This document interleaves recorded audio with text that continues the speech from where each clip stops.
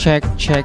Apa kabar cuy? Duit tinggal goceng, rokok tinggal sebatang, token listrik bunyi tut tut tut. Kasihan, yang sabar ya, tetap semangat dan banyakin mimi cucu. Kali ini kita akan mereview film India yang berjudul Raat Al Khaili yang rilis tahun 2010. Jadi siapkan dirimu, konsentrasi, tetap fokus dan segera angkat jemuran.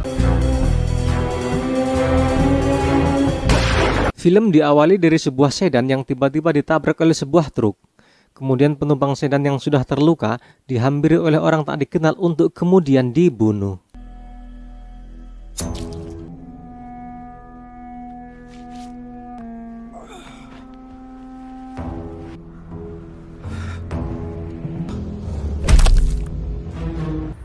Kedua mayat itu kemudian dikubur di sebuah pabrik. Sebelum ditimbun, pelaku menyiram mayat itu dengan air keras yang justru mengenai tangan pelaku itu sendiri. 5 tahun kemudian, di sebuah acara pernikahan, tampak seorang ibu sedang menunjukkan foto kepada seorang gadis. Ibu itu mengatakan kalau pria di foto itu adalah pria baik hati bernama Inspektur Jatil Yadav. Meski begitu, gadis itu kelihatan tidak tertarik karena kulit pria di foto itu dianggap terlalu gelap. Ternyata ibu-ibu itu adalah orang tua dari Inspektur Jatil Yadav yang merupakan seorang polisi yang memang belum kawin padahal usianya sudah tua. Beberapa waktu kemudian, Inspektur Jatil Yadav sedang mendatangi sebuah rumah besar di mana telah terjadi pembunuhan di sana. Diketahui korban pembunuhan itu merupakan pengusaha kaya raya bernama Rohibir Singh yang dibunuh tepat di hari pernikahannya. Inspektur Jatil Yadav. Ini adalah Vikram, keponakan Rohibir Singh. Inspektur Jatil terus berkeliling rumah hingga sampai di kamar istri mudanya yang baru saja dinikahinya yang bernama Radha. Dan ini adalah Chuni, pembantu di keluarga itu. Terlihat kalau Radha merasa enggan dimintai keterangan, tapi Inspektur Jatil tetap mencercanya dengan berbagai pertanyaan. Tiba-tiba Radha merasa kalau pembicaraannya dikuping oleh seseorang. Benar saja, dia adalah Vasuda yang merupakan adik kandung Vikram, yang berarti adalah keponakan Rohibir Singh juga. Terlihat Inspektur Jatil menemukan manik-manik. Ini nanti akan jadi entry point untuk mengungkap siapa sebenarnya pelaku pembunuhan itu. Beberapa waktu kemudian, tiba-tiba Jatil dikejutkan dengan kegaduhan di luar yang ternyata itu adalah cekcok antara Radha dengan anak laki-laki Rohibir Singh. Spontan saja Jatil langsung menampar anak Rohibir Singh itu, yang rupanya itu membuat menantu Rohibir Singh yang bernama Rafi tidak terima dan menelpon kerabat mereka yang bernama Muna Raja. Jatil mencoba terus menggali keterangan dari Radha.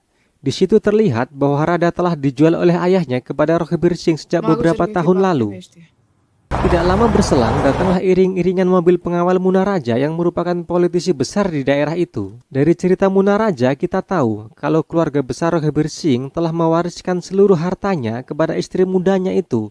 Itulah yang membuat si isi rumahnya membenci Radha. Nampak Muna Raja tidak begitu suka karena penyelidikan Jatil dianggap terlalu mencampuri urusan keluarga besar mereka.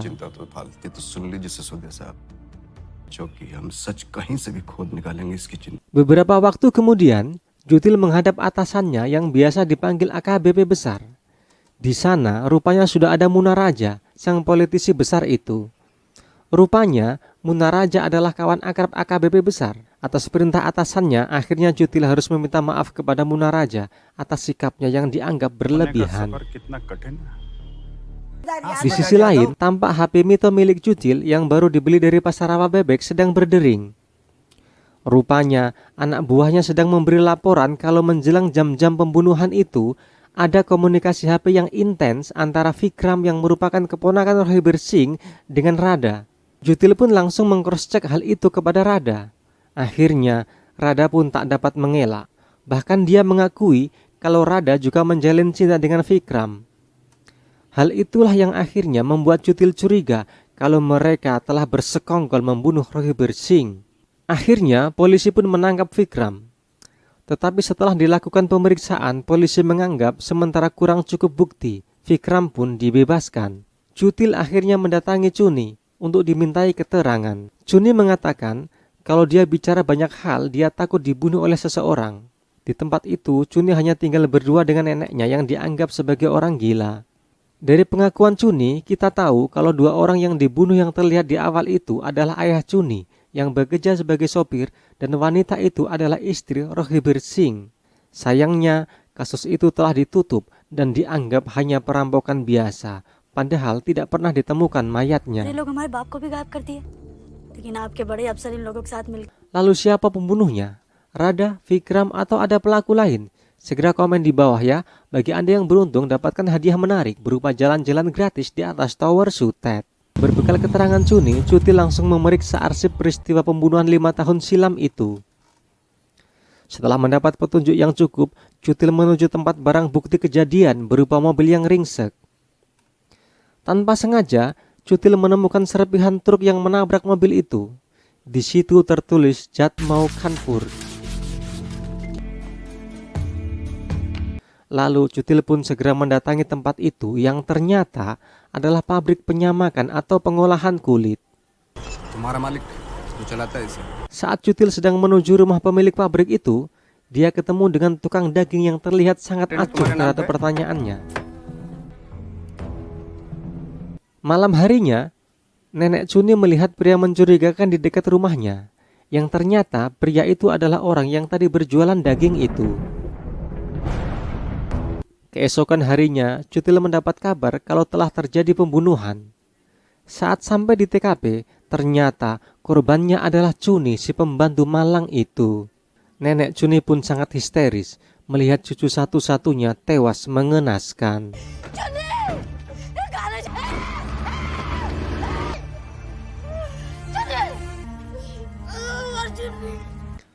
Kemudian adegan berpindah di mana Cutil sedang menggali keterangan dari anak Rohibir Singh. Dari keterangan anak Rohibir Singh itu kita tahu kalau Rohibir Singh adalah orang tua yang hobi melalap daun muda. Tidak lama kemudian muncul Pramila Singh yang merupakan adik kandung Rohibir Singh dan anaknya yang bernama Vasuda. Entah kenapa Cutil merasa kalau seluruh keluarga itu terlihat menyembunyikan sesuatu. Apa pembunuhan ini adalah persekongkolan satu keluarga? Akan segera kita cari tahu. Tampak Cutil mendapat teguran keras dari atasannya atas cara penanganan kasus kematian Rohibir Singh dan Chuni yang dianggap berlebihan. Beberapa waktu kemudian, saat Cutil sedang mengendarai motor metik yang baru dikredit dari Adinda Finance, tiba-tiba ditembaki oleh orang tak dikenal. Selamat dari rencana pembunuhan itu, Cutil langsung menelepon temannya yang bernama Nandu. Tapi Nandu justru menganggap itu sebagai candaan. Nandu juga mengatakan kalau dia sudah mendapat perintah dari atasannya untuk segera menangkap Rada dan menjadikannya sebagai tersangka. Di tempat berbeda, terlihat Rada sedang berkemas dan berniat meninggalkan rumah keluarga besar itu. Tetapi aksi itu rupanya dipergoki oleh menantu Rohibir Singh yang tengil itu.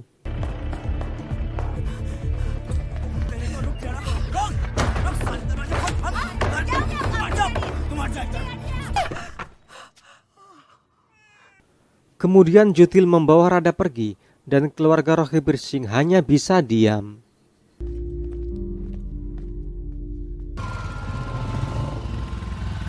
Di dalam kereta, tiba-tiba Cutil diserang oleh pria yang tempo hari dia lihat di kios daging. Setelah melewati baku hantam, tukang daging pun berhasil ditendang dari kereta.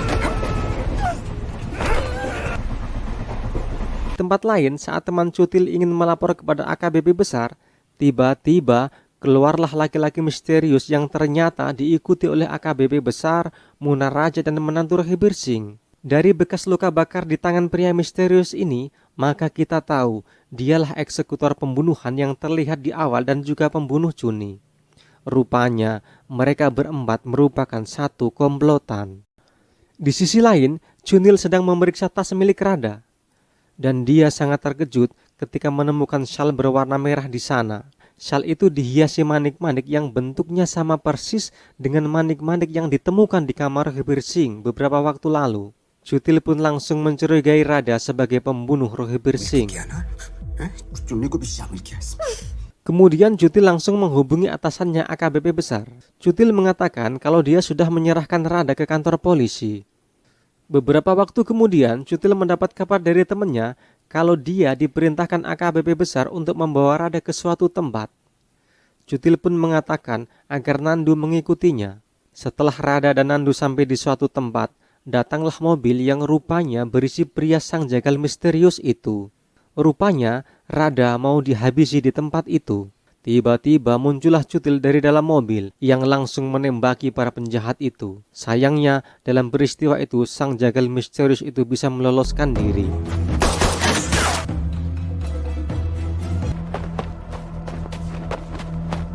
Saat sang jagal baru sampai tempat persembunyiannya, tiba-tiba ada seseorang yang menyiramkan air ke badannya. Ternyata itu adalah Nenek Cuni, si pembantu malang yang telah dia bunuh. Dan itu bukanlah air, melainkan bensin. Sang jagal kejam pun tewas terbakar. Kemudian adegan berpindah di mana keluarga besar Rohi Birsing sedang berkumpul. Tiba-tiba muncullah Rada dan Cutil. Disinilah semua terungkap. Ternyata dalam pembunuhan Rohi Birsing dan sopirnya 5 tahun silam adalah Munaraja. Dan beginilah kisahnya. Suatu hari, Nyonya Rohi Birsing mendengar kabar tentang kelakuan suaminya dan dia mencoba mengecek kebenaran itu. Sesampainya di lokasi, dia sangat terkejut melihat pemandangan di mana dia melihat suaminya sedang berbuat mesum dengan gadis kecil yang ternyata itu adalah Fasuda yang merupakan keponakannya sendiri. Di sini terlihat Fasuda rupanya sudah dilecehkan oleh Rohi Birsing selama bertahun-tahun. Sampai pada akhirnya Rohi Birsing menikahi Rada. Itu membuat Fasuda sangat marah dan merasa direndahkan. Yang akhirnya Fasuda pun membunuh Rohi Birsing.